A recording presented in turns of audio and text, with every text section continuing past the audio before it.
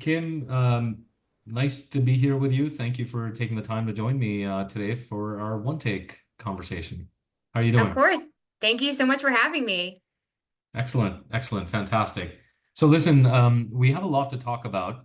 Is the exciting topic of immigration, which is top of mind for pretty much everybody in the area of global mobility, but even beyond. It's absolutely essential to talent mobility and helping make that happen in the international context. And one of the topics we're going to be talking about the challenges associated with perm recruiting. Uh, Good news, bad news for you. I know very little, if anything, about it, and so I'm going to be asking you all sorts of questions to just better understand it. And I appreciate you taking the time to walk me through it. So, thank you for Sure. that. Yeah. Yeah, of course. So, It's a very complex and interesting topic, so I'm glad to be here talking about it. right, there you go. Complex is the right word. So let's start unpacking it. Can you, before we actually get going, maybe just really basic for anybody that's watching, listening, that doesn't already know what perm is or means. What is perm? PERM. It gets used, but what does it mean? What does it stand for? Yeah, so it's just an acronym. It's a fancy acronym, and it's the first step in the green card process for a foreign Hmm. national looking to obtain their green card here in the U.S. So the green card process typically has three steps for folks. The PERM process is that first step, and it is by far the lengthiest step. It's often a hurdle that folks need to go through in order to move through the phases to get that green card. Gotcha. Okay, super helpful. Wow, that's a very simple and impactful explanation for me, anyways. Thank you for that. So maybe let's take a step back to okay, why does that even matter and where does it begin? So it feels like hiring foreign talent. I mean, that's kind of what you're talking about. Someone that to get a green card and apply to get a green card.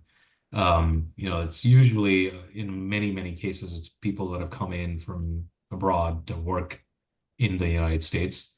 Um, that seems to have become more and more important or prevalent since starting in the 90s, I suppose.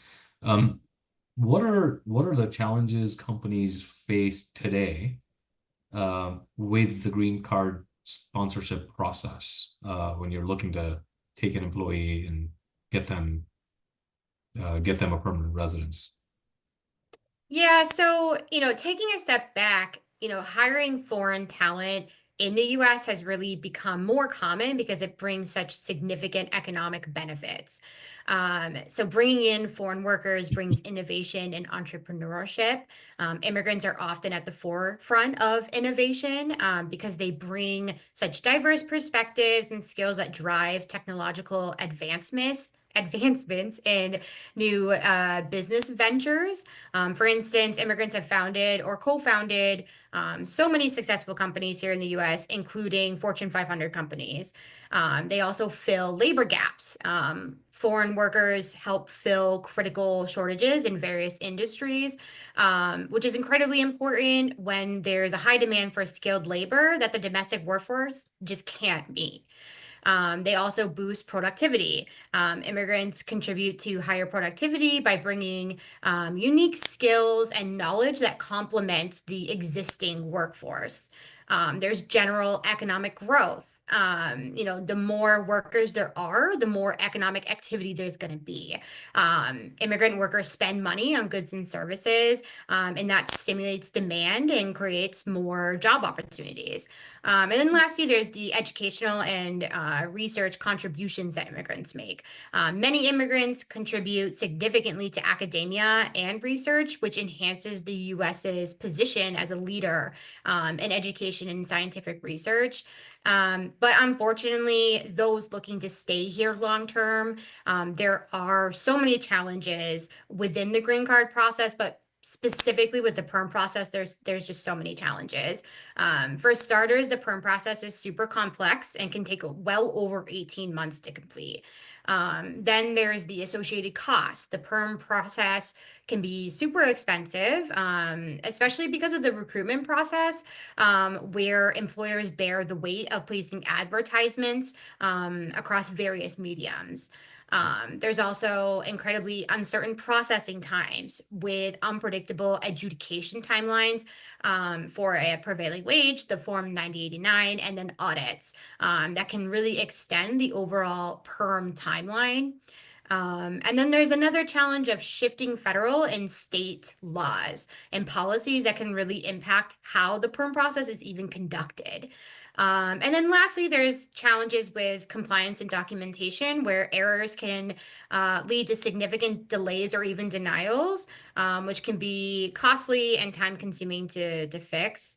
So navigating these challenges really requires employers to carefully plan, thoroughly understand the PERM process, and then also often seek the assistance of experienced business immigration associates, such as those found here at Integreon. Interesting. So actually, you made several amazing points at the outset on the virtues of business immigration and the value of that, of the business and economic competitiveness of the United States and its companies. Mm-hmm. Many of those talking points. In fact, I was thinking about it. The week of GWS, our annual global conference in DC, which just concluded recently, we had an advocacy day, and one of the topics that we met with various offices in Congress about was, in fact, immigration and making it easier for companies to be able to bring talent from the outside. So really, the problem starts at the H-1B level and sort of being able to even bring in talent from the outside. And then once you have them here, I guess the PERM process kicks in when you want to retain this talent, not lose it in terms of going back to wherever they came from in order to keep it. So that was super helpful context. Thanks for sharing that. So as I'm thinking about it, actually, I feel like there's been quite a few lawsuits recently that have brought scrutiny to hiring practices. I mean, I was running my own tech company, and I was advised all the time to be very careful about many of those things. But I never learned the nuances and the specifics of it. So, how have these lawsuits, I would imagine they've complicated the process even further, and but how have they really impacted uh, perm recruiting? And especially, I'm thinking it's particularly relevant in the technology industry, but maybe there's others beyond that as well. Yeah, so it's a great question and point. The recent lawsuits have been against tech companies, and these lawsuits really highlight the government's rigorous enforcement of PERM regulations and anti-discrimination employment provisions and laws. So that's just a really fancy way of saying that for employers, their approach to handling the PERM process and the recruitment process specifically requires increased diligence and regulatory compliance through documentation and super proactive planning. After these lawsuits have taken place, we've seen a bit of a chilling effect where employers are either pausing their programs altogether or are very weary of continuing their PERM programs and wondering if their program will be the next one to trigger increased governmental scrutiny. So now more than ever, it's become critical for employers to really understand the intricacies of PERM recruitment and how to remain fully compliant with the federal regulations and their nuances. So it sounds like these lawsuits, maybe I'm oversimplifying it, but they're sort of, I imagine they're designed to level the playing field for local homegrown talent, such that companies are not just looking at the easy button, pressing the easy button by trying to bring, or fill all their vacancies by bringing people from the outside, as opposed to, looking for people domestically and locally. If that is the case, why would companies? It's interesting to me that you say the companies are suspending their perm programs and/or um, being wary of it. What specifically is causing concern, if you will? Like, what are the issues that might trigger even greater scrutiny and/or a potential lawsuit? Yeah, so one of the biggest focal points of the lawsuits was how recruitment was taking place at these tech companies for perm positions. And so these companies, when you looked at their regular recruitment practices for domestic hires, they looked very typical. So you can apply on LinkedIn, you can apply on their website. It's a pretty straightforward process. But when it came to perm roles, the way that they were recruiting was extremely outdated and very different from how their regular recruitment practices look. A complete departure, honestly. So, people had to mail in their resumes and application forms, for example. So the government was really taking these tech companies as an example of what you should not be doing in the perm process, and kind of making an example out of them to show that these types of outdated recruitment practices, which may actually deter domestic workers from applying, are not going to be tolerated by the government. Interesting. So what do you all, you and your colleagues at your firm, what do you advise clients? How do you help them avoid those sort of pitfalls? What are the things you're helping them watch out for and avoid in going through Yeah. this process? Yeah, it's a great question. Taking a step back, just to provide a little information about Integron itself.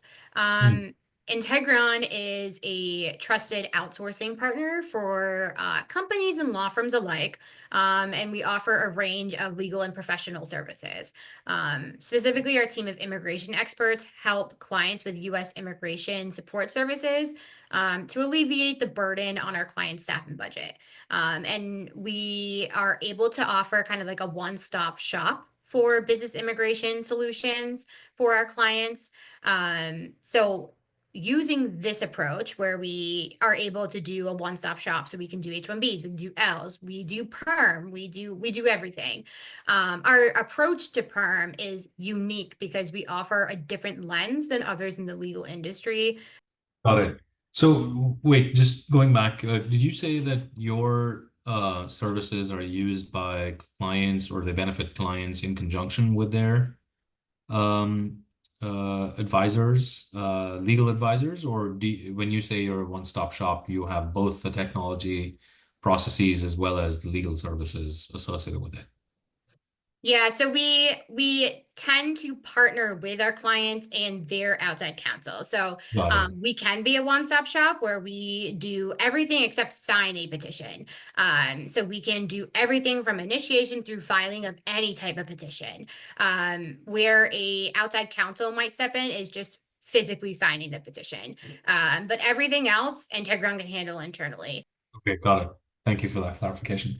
So, going back to what we were talking about, just like what I asked you about, sort of these lawsuits, seemingly, I would think, were meant to sort of level the playing field. I would imagine that basically means that it becomes really important for companies to now essentially mirror their or have consistency across their regular recruiting process practices. During perm and basically show that they're making a good faith effort across that. Um, is that the case? Is that important? Why is that important? What does it do if, well, what happens if that is not the case? Yeah, so the DOL regulations require employers to demonstrate this good faith standard throughout the perm process. Good faith is actually not strictly defined in the regulations, which is a really fun game. I was just Um, going to ask you that. Okay. yeah. 'Cause I used it as Um, a lowercase good faith. Okay. Yes, yep. So, this issue of good faith was a focal point in the recent DOJ lawsuits against these tech companies. Mm. But the way that the good faith standard has been interpreted, it means that to the extent possible, employers should be conducting recruitment for perm positions as they would any other domestic hire. So this means employers should give particular attention to the application methods for the perm role. And they should mirror regular recruitment practices as if it was a domestic hire. Um, So these recruitment methods shouldn't require applicants to use alternative or outdated methods of applying for a role that might deter or even narrow the pool of qualified applicants that actually apply. And so by aligning your perm recruitment with standard company practices, employers mitigate their risk of appearing to favor foreign workers over a domestic hire. Interesting. So I think maybe you were touching on this a little bit, but what are some of the important things that an employer needs to uh, take into account or be looking out for when, reviewing applicants, I guess US based applicants for the sake of compliance with, as you were describing, the DOL regulations. Yeah, so I think, there are two main components that employers need to pay attention to. So the first is using caution when reviewing US applicants. So the regulations state that all US applicants must be thoroughly vetted to determine if they meet the minimum requirements for the perm role. So this process just involves reviewing their resume against the perm roles requirements. So looking at what experience is necessary, what skills are necessary, what education does it call for? So using that applicant's resume against the requirements and seeing if they meet those requirements. So any US applicant that appears minimally qualified may need to undergo the next step. So typically that is a phone screen with the manager to verify the applicant's qualifications. And then, after vetting the applicant's credentials, any rejection reason must be well documented and based only on the qualifications relative to the PERM's minimum requirements. Because the DOL will very closely scrutinize the employer's rationale for rejecting any US worker. So soft skills can't be used to reject an applicant, for example. The rejection has to be solely because they do not meet the requirements for the perm role with some exceptions. The exceptions being, skills that could be gained during onboarding, things like of that nature. And then the second is ensuring that there aren't delays in reaching out to these potentially qualified US applicants. So once again, the regulations don't specify exact timelines, but they do require employers to demonstrate this good faith standard by reaching out to applicants promptly, which is also highlighted in the recent DOJ litigations as this timeline of reaching out to applicants and what that looks like. So, these delays in contacting applicants may be interpreted by the government as a lack of genuine interest in hiring domestically if possible, which, may lead to legal action that like we've seen recently. And the regulations, you'll notice a trend that the regulations don't involve some of these really key definitions and timelines, but the regulations don't specify a minimum number of contact attempts to these potentially qualified applicants. So the frequency and timing of that should align with whatever the employer's standard recruitment practices are. So is this like this kind of process design, I guess, and steps and the amount of time before they respond and all this kind of stuff, like is that what you were describing your services and or technology helps kind of monitor? Are you advising on Yes. these things? How should companies be designing their program to avoid triggering some of these things? Or where do they look otherwise for Yeah, help with so these things? a lot of guidelines about like what this good faith standard looks like. A lot of the guidance does come straight from ALA. So a lot of legal counsel will follow whatever guidance is coming straight from someone like ALA. And the technology that we use monitors this type of thing. So it monitors how long has it been since the last outreach? How long has it been since the applicant actually applied and then got their first contact? Was it a week? Was it 2 weeks? Was it longer than that? What does that look like against the employer's actual recruiting processes for non-perm roles, that is. So our technologies catch these types of things that might actually fall through the cracks, using another legal service provider. And, the, you know, if the question of are we conducting good faith recruitment by reaching out to people soon enough?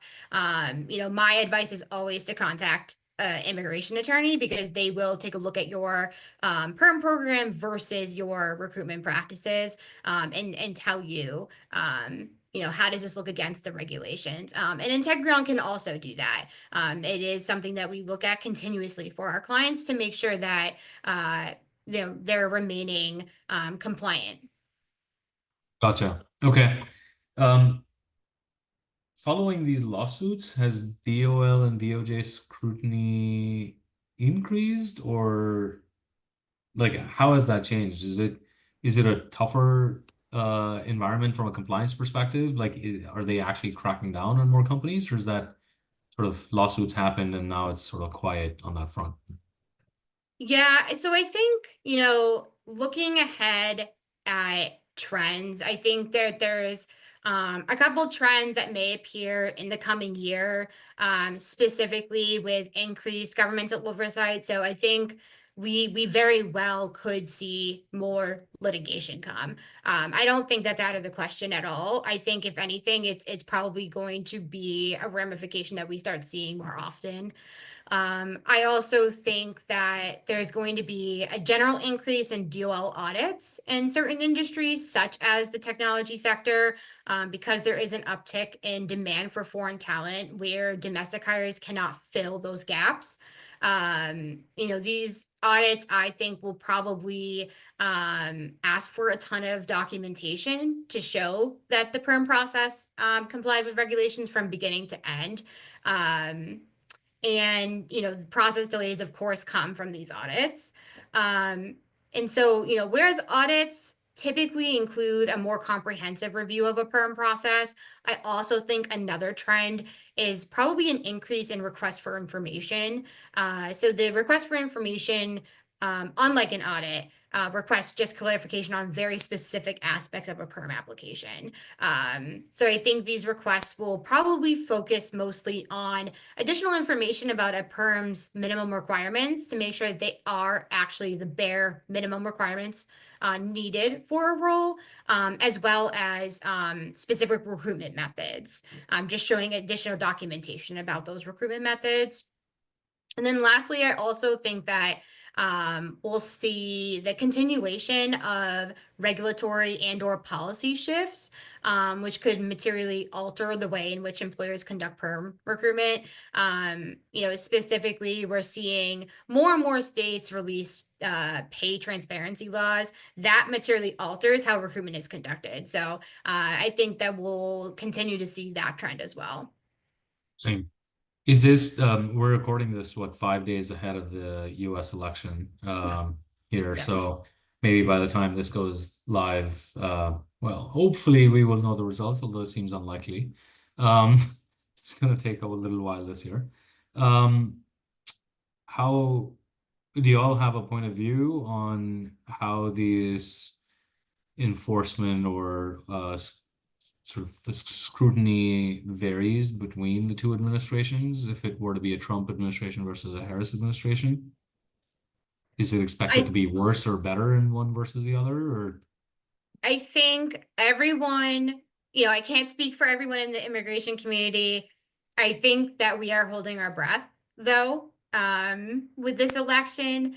I think there's always some upheaval between administrations when it comes to immigration law.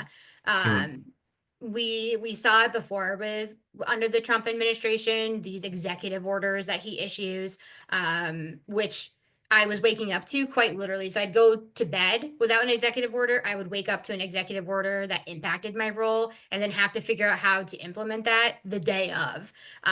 So, there's that.